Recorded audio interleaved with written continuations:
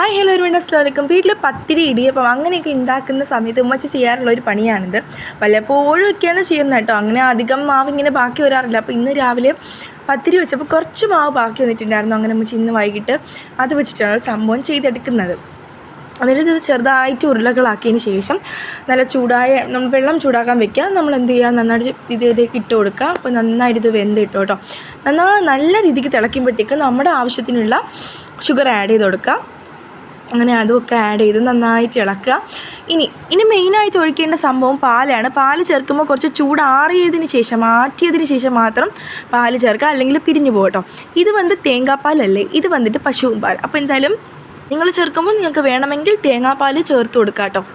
ഇതിപ്പോൾ നമുക്ക് സാധാ പാൽ മതിയല്ലോ. അതൊക്കെ ചേർത്തതിന് ശേഷം ഇതിൽ കുറച്ച് ഏലക്ക പൊടിച്ചതും കൂടെ ചേർത്ത് കൊടുക്കുക. കുറച്ച് പഞ്ചസാരയും കൂടെ അതിൽ ഇട്ടതുകൊണ്ടാണ് അതിൽ പഞ്ചസാരയുടെ സംഭവം കൂടെ വന്നത്. അങ്ങനെ അതുമൊക്കെ ചേർത്ത് നന്നായിട്ട് ഇതിനങ്ങ് ഇളക്കി യോജിപ്പിക്കുക.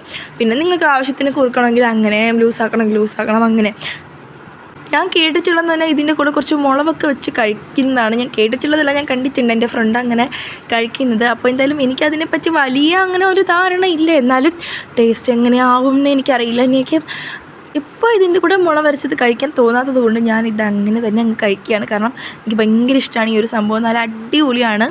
എനിക്കിത് കുറച്ചുകൂടെ തണുത്തിട്ട് കഴിക്കാനാണ് ഇഷ്ടം. അപ്പോൾ എന്തായാലും ഇന്നത്തെ ഇത്രയേ ഉള്ളൂ.